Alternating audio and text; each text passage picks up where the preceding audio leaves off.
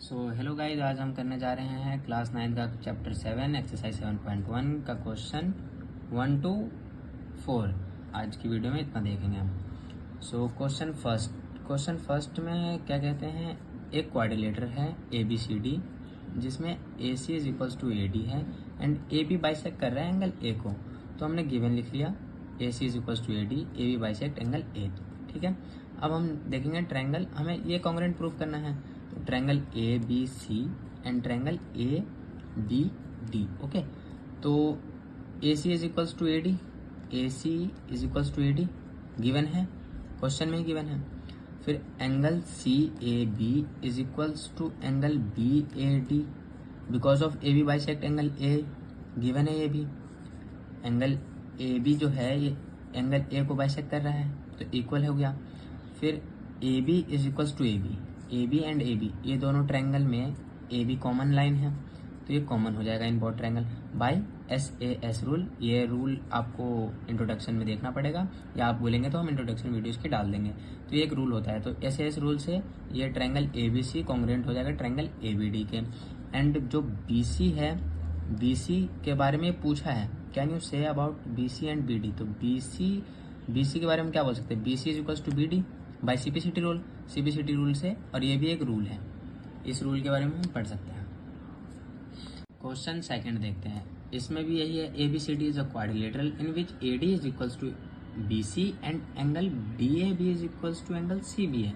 Proof क्या करना है, ABD congruent to triangle BAC, BD is equals to AC, angle ABD is equals to BAC।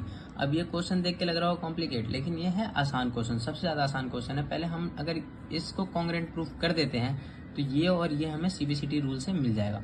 अब पहले इसका गिवन लिख लो, गिवन क्या दिया है, AD is equals to BC, angle DAB is equals to angle CB है। अब now triangle ABD and triangle BAC, ABD and triangle BAC, ठीक है, ले लिया। तो AD is equals to BC है, AD is equals to BC है triangle में, गिवन है हमें।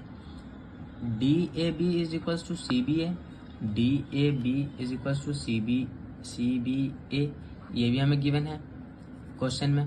अब जो AB है ये इस ट्रायंगल में और इस ट्रायंगल में कॉमन लाइन है, तो हम लिख लेंगे AB is equals to AB common in both triangle. ठीक है, तो ये भी हो जाएगा अपना बाई, यहाँ लिखना भूल गया था, तो by SAS rule triangle ABD is congruent to triangle BAC। So ये हो गया हमें कॉन्ग्रुएंट। तो अब हम ले लेंगे BD is equals to AC, ले सकते हैं BD is equals to AC by CPCT, and angle ABD is equals to angle BAC, ये भी बाई CPCT रूल से हो जाएगा। इसका हम इंट्रोडक्शन में देखेंगे। नाउ क्वेश्चन 3 देखेंगे, AD and BC are equal perpendicular to a line segment AB so that CD bisects AB। Okay, not angle AB है। हम ऐसे समझ नहीं आया, फिगर देख लेते हैं। फिगर ये रहा अपना। अब क्या करना है, अपने को बाइसेक्ट जो है दे रखा है, तो लेट कर लो ट्रायंगल BOC एंड AOD। ठीक है, अब angle BOC is equals to angle AOD, BOC is equals to triangle angle AOD, क्योंकि वर्टिकली अपोजिट एंगल हो जाएगा ये।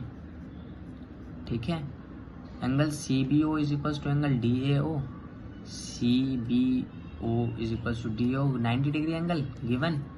अब BC is equals to AD, ये इसके इक्वल, ये भी तो हमें गिवन ही है। So by angle side rule AAS triangle BOC is congruent to triangle AOD। अब ये जब प्रूफ हो गया तो AO is equals to BO, ये लिख सकते हैं बाई CPCT से। सो CD बाइसेक्ट AB, ये क्यों होगा, क्योंकि अगर ये दोनों आपस में इक्वल आ गए तो ये जो लाइन होगा, ये जो लाइन है ये इसको इक्वल ही बाइसेक्ट कर रहा है ना, जब ये दोनों इक्वल होंगे। तो ये हो गया हमारा CPCT की वजह से।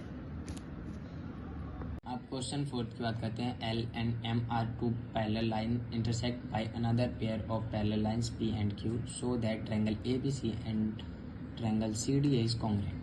ठीक है, तो गिवन क्या क्या है, L पैरेलल है M के, P पैरेलल है Q के। अब देखेंगे triangle ABC and triangle CDA में। तो एंगल बी ए सी, ठीक है, is equal to triangle D C A.